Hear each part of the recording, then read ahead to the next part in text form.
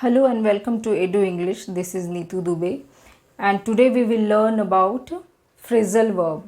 Actually phrasal verb है क्या, phrasal verb का यूज़ क्या है ये हम देखेंगे आज। और phrasal verb एक्चुअली हम यूज़ करते हैं अपने राइटिंग स्किल को डेवलप करने के लिए, अपने स्पोकन स्किल को अच्छा करने के लिए। और सबसे इम्पॉर्टेंट है कि अभी बहुत सारे एग्ज़ाम्स आने वाले हैं, जैसे टीजीटी पीजीटी है, केवीएस का, एनवीएस का, इन सब के एग्ज़ाम्स आने वाले हैं, तो उनके लिए बहुत ही इम्पॉर्टेंट है डियर लर्नर्स। ये सभी एग्ज़ाम्स में मैक्सिमम फ्रेजेस का यूज़ पूछे जाते हैं, तो आज हम वही सीखते हैं। एक्चुअली फ्रेजल वर्ब का मीनिंग क्या होता है, क्या होता क्या है, एक्चुअली फ्रेजल वर्ब बनता कैसे है। तो वैसे तो हम उसको इनकम्प्लीट सेंटेंस भी बोल सकते हैं, लेकिन फ्रेजल वर्ब होता क्या है, a group of words that function as a verb. कुछ ग्रुप ऑफ वर्ड्स होते हैं जो कि वर्ब की तरह वो फंक्शन करते हैं, क्रिया बताते हैं। And is made up of verb plus preposition. वो वर्ब प्रिपोजिशन के साथ मिलके फ्रेजल वर्ब भी बनते हैं, और कई बार एडवर्ब भी होते हैं उनके साथ, और कई बार ये दोनों ही होते हैं। तो ये कंप्लीट सेंटेंस नहीं होता, लेकिन कुछ ग्रुप ऑफ वर्ड्स होते हैं जिनमें वर्ब, प्रिपोजिशन और एडवर्ब का यूज़ होता है, और उसके मीनिंग डिफरेंट निकल के आते हैं। ऐसा हम सोचें कि इस वर्ड का यही मीनिंग होना चाहिए, तो वैसा नहीं है। और उसको हम एक सेंटेंस के थ्रू रिलेट करके सीखेंगे कि कैसे यूज़ करना है, इसके मीनिंग को याद कैसे रखना है। जब सेंटेंस में हम यूज़ करेंगे तो वो अपने आप ही याद होगा आपको। जैसे पहला हम लेते हैं कि अकाउंट फॉर। अब अकाउंट फॉर, अकाउंट क्या होता है, कई बार तो अकाउंट आपने सुना होगा, जो कि कई ऑर्गेनाइजेशन में उसका अकाउंट मेंटेन करते हैं, रिकॉर्ड मेंटेन करने के लिए। तो हम ऐसे भी याद रख सकते हैं कि अकाउंट का मीनिंग रिकॉर्ड मेंटेन रखने से है। तो अकाउंट फॉर, इसका मीनिंग देखते हैं, टू बी रेस्पॉन्सिबल फॉर, मतलब किसी चीज़ के लिए रिस्पॉन्सिबल होना, जिम्मेदार होना, या to be able to provide a record for something, या फिर किसी चीज़ के रिकॉर्ड को हम बता पाएँ, दे सकें। और हिंदी में इसका मीनिंग होगा कारण बताना या फिर हिसाब देना। तो हिसाब और अकाउंट को हम रिलेट करके याद कर सकते हैं, ऐसे याद रखने में इजी होगा। और एक सेंटेंस देखते हैं कि कैसे यूज़ करना है। सेंटेंस में है, when I was living with my parents I was required to account for every day and penny that I spent. Means जब मैं अपने पेरेंट के साथ रहती थी तो I was required to account for, तब मुझे क्या है, हिसाब देना पड़ता था एवरी डे, रोज़ हिसाब देना पड़ता था, और जो पैसे खर्च करते थे उन सभी का हिसाब देना पड़ता था। तो सभी के साथ होता है, पेरेंट के साथ होते हैं, तो पेरेंट्स हमें कुछ पॉकेट मनी देते हैं, आप लोगों को भी देते होंगे। तो वो पैसे हम जो खर्च करते हैं तो उसका अकाउंट फॉर है ना, वो हिसाब हमें पेरेंट को देना पड़ता है। तो ऐसे हम ये याद रख सकते हैं। सेकंड है आस्क फॉर समथिंग। अब आस्क फॉर समथिंग में क्या समझ में आता है कि किसी चीज़ के लिए पूछना, अगर हम इसका ऐसे मीनिंग निकालें तो।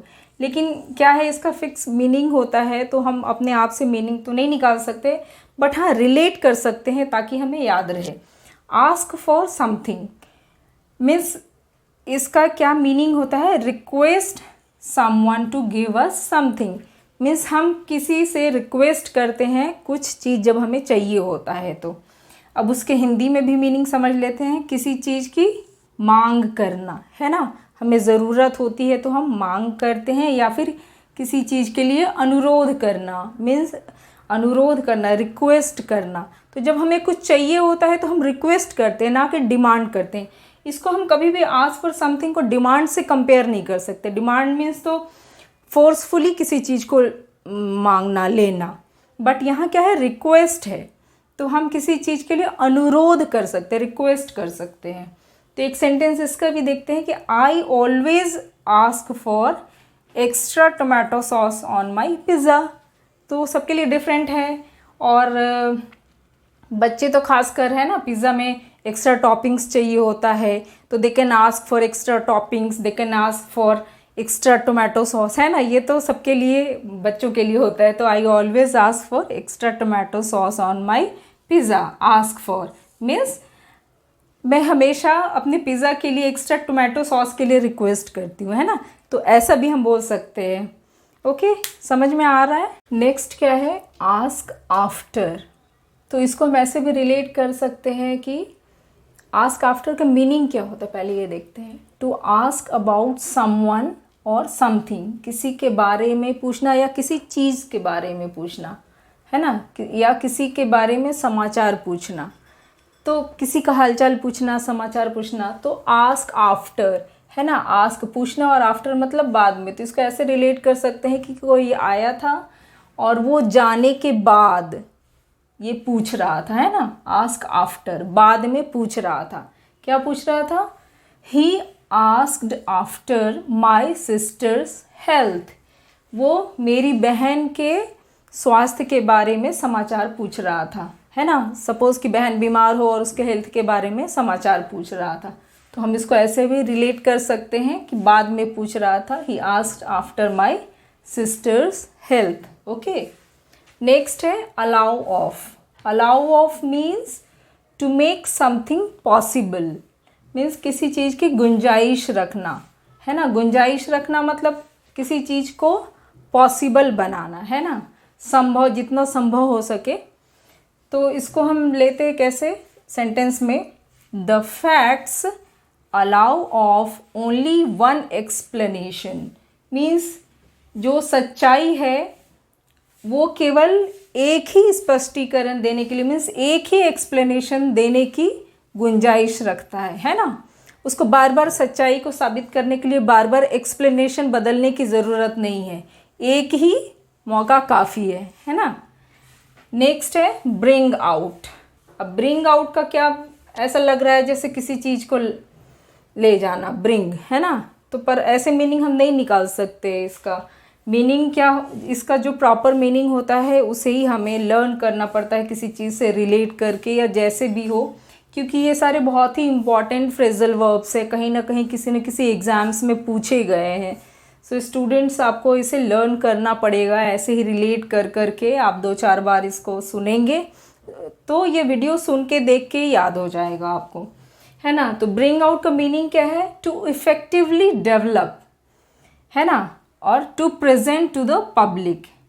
या तो इसका मीनिंग अर्थ स्पष्ट करना या फिर पब्लिक के सामने, मतलब उसको जाहिर करना, है ना, एक्सप्रेस करना उसको सबके सामने। तो ये होता है ब्रिंग आउट का मतलब। अब ये सेंटेंस में देखते हैं कि the teacher gives many examples to bring out the idea contained in the poem. तो इसमें ये तो आप सबका एक्सपीरियंस होगा डियर स्टूडेंट्स, की टीचर्स जब क्लास में हमें पोएम एक्सप्लेनेशन करते हैं तो टीचर्स जो है बहुत सारे एग्जाम्पल्स देते हैं उसको समझाने के लिए, क्या, अर्थ स्पष्ट करने के लिए, उसका मीनिंग को ब्रिंग आउट, है ना, अर्थ स्पष्ट करने के लिए कि क्या आइडिया उस पोएम में कंटेन कर रहा है, उस पोएम का मेन आइडिया क्या है, इसको स्पष्ट करने के लिए, टू ब्रिंग आउट, है ना। वो बहुत टीचर अच्छे से एक्सप्लेन करने के लिए एग्जाम्पल्स देते हैं, है ना। तो ये ब्रिंग आउट का मीनिंग समझ में आ गया होगा। तो ऐसे ही स्टूडेंट्स हम इनको सेंटेंस में रिलेट कर करके और उसके मीनिंग को याद कर सकते हैं कि कहाँ पे कैसे यूज़ करना है इनका, और ये बहुत ही इम्पॉर्टेंट है। नेक्स्ट है अबाइड बाय। अबाइड बाय बहुत पॉपुलर है, ये सब आपने सुना भी होगा, बहुत सारे एग्जाम्स में आए हैं ये। सेट ऑफ रूल्स, मीनिंग क्या है? सेट ऑफ रूल्स और रिमेन फेथफुल मीन्स क्या है कि दृढ़ता से पालन करना, मीन्स उस रूल्स को, जो नियम है उसका दृढ़ता से पालन करना, या रिमेन फेथफुल, विश्वासी होना, किसी का विश्वासी होना।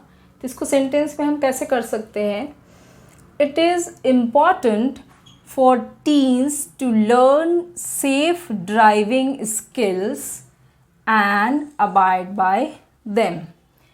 इसका मीनिंग क्या है कि ये बहुत ही ज़रूरी है टीन्स के लिए। Teens means I hope you understand कि जो एज ग्रुप होता है 13 to 19 एज ग्रुप, वो जब ड्राइविंग सीखते हैं तो ये बहुत ही ज़रूरी है टीन्स के लिए कि सेफ़ ड्राइविंग स्किल लर्न करना, है ना। सेफ़ ड्राइविंग स्किल्स जो होती है, जब भी ड्राइविंग सीखते हैं हम तो उनमें कुछ रूल्स सिखाए जाते हैं कि ड्राइविंग करते समय हमें क्या क्या रूल्स को फॉलो करना है, किस नियम का पालन करना है।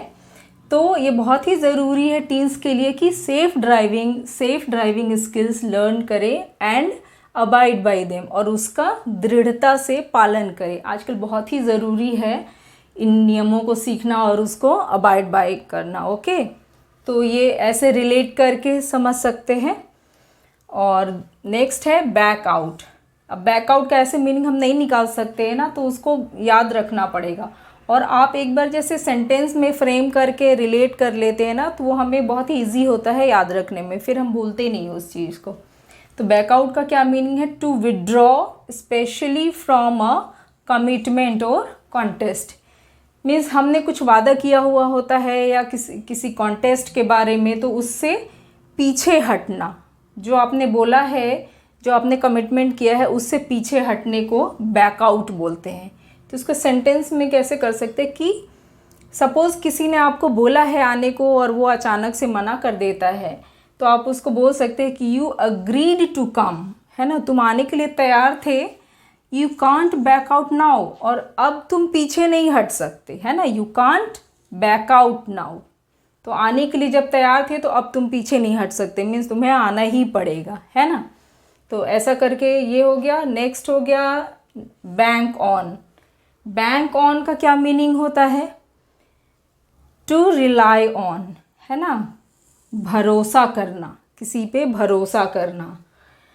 तो अभी बैंक ऑन, जैसे बैंक हम ये भी याद कर सकते हैं कि बैंक जो है नदी का किनारा को भी बैंक बोलते हैं। तो उस किनारे पे एक भरोसा होता है कि हम नदी के किनारे आ गए तो अब पार कर जाएंगे, है ना। तो उससे उसको क्रॉस करते ही, बैंक पे आते ही हम सेफ है, ऐसा भरोसा होता है। तो ये इस ऐसे रिलेट कर सकते हैं हम इसको, ऐसे ही बोला मैंने, कोई ज़रूरी नहीं है। तो bank on means to rely on, और भरोसा करना। तो इसको सेंटेंस में फ्रेम करते हैं कि my brother said that you can bank on my support, है ना। मेरे भाई ने बोला कि तुम मुझ पे भरोसा कर सकती हो कि मैं तुम्हें सपोर्ट करूँगा, समर्थन दूंगा, है ना, मैं तुम्हारा साथ दूंगा। ऐसा मेरे भाई ने बोला कि मैं तुम्हारा साथ दूंगा। You can bank on my support, है ना, तो तुम मुझ पे भरोसा कर सकते हो। तो यहाँ हम भरोसा के केस में, विश्वास करने के केस में बैंक ऑन का यूज़ करते हैं। तो फ्रेंड्स, जब भी आप इसको बोलचाल के दौरान यूज़ करेंगे ना, आप ज़्यादा से ज़्यादा कोशिश करें कि जब भी स्पोकन में इसको यूज़ करें। लिखने में जब राइटिंग स्किल्स की प्रैक्टिस करते हैं तो उसको एनहेंसमेंट के लिए हम फ्रेजल वर्ब को यूज़ करें। बार बार यूज़ करेंगे तो क्या होगा, आपका वो राइटिंग स्किल भी डेवलप होगा, एनहेंस होगा राइटिंग स्किल। तो ये ज़रूरी है इसे लर्न करना और प्रैक्टिस करना। नेक्स्ट है बेयर आउट। पिछला क्या था, ब्रिंग आउट, उसमें भी सपोर्ट का था, बट इसमें थोड़ा सा डिफरेंट क्या है। बेयर आउट में to support the truth means समर्थन देना, साथ देना, किसका, सच्चाई का, है ना। सपोज़ कि कुछ चीज़ साबित करनी हो तो सच्चाई का साथ देना, तो ये हो गया बेयर आउट। एक सेंटेंस में देखते हैं, I hope you will bear out what I tell him. तो मुझे आशा है कि जब मैं उसे जो भी कुछ बताऊंगा तो आप मेरा साथ देंगे, आप मेरा समर्थन करेंगे, ठीक है। सपोज़ कि ऐसा कुछ बताना हो किसी को और हमें किसी के सपोर्ट की ज़रूरत है कि वो उसके विश्वास हो जाए, तो I hope you will bear out what I tell him. Okay, next है ब्रिंग राउंड।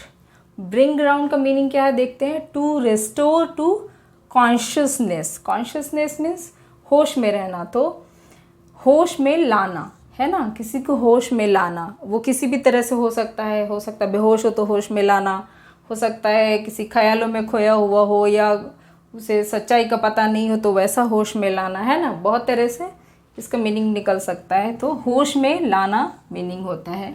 एक सेंटेंस देखते हैं, we thought he was going to die but the doctors manage to bring him around. अब यहाँ पे क्या मीनिंग आ रहा है कि हमने ये सोचा था कि वो मरने जा रहा है, ऐसा लगा कि वो बेहोश है, अब मर जाएगा, बट द डॉक्टर्स मैनेज्ड, है ना, डॉक्टर्स ने मैनेज कर लिया और क्या करने में, ब्रिंग हिम अराउंड, उसे होश में लाने में, है ना, डॉक्टर्स ने उसे होश में ले आए। तो ये क्या हुआ, इसका मीनिंग यहाँ पे समझ में आ गया होगा। ब्रिंग हिम अराउंड, डॉक्टर्स ने मैनेज कर लिया उसे होश में लाने, ब्रिंग हिम अराउंड, होश में आना। तो डियर स्टूडेंट्स, हम ऐसे ही 10 और 15 करके अभी थोड़े दिन प्रैक्टिस करेंगे फ्रेजल वर्ब के, क्योंकि अभी बहुत सारे एग्ज़ाम्स आने वाले हैं। तो आपको ये मस्ट है इसका प्रैक्टिस करना। फ्रेजल वर्ब बहुत ही इम्पॉर्टेंट होता है, बहुत सारे एग्ज़ाम्स में आते हैं, स्कूल एग्ज़ाम्स के लिए भी इम्पॉर्टेंट है। और सबसे ज़्यादा ज़रूरी है कि ये आपके स्किल्स को इन्हेंस करेगा। तो आपको अपनी स्किल्स को अच्छा करना है, स्पोकन राइटिंग एवरीथिंग, तो आप इसे लर्न करेंगे आई होप। और अगर आपको ये मेरा क्लास अच्छा लगा हो तो kindly like, share and subscribe. Thank you.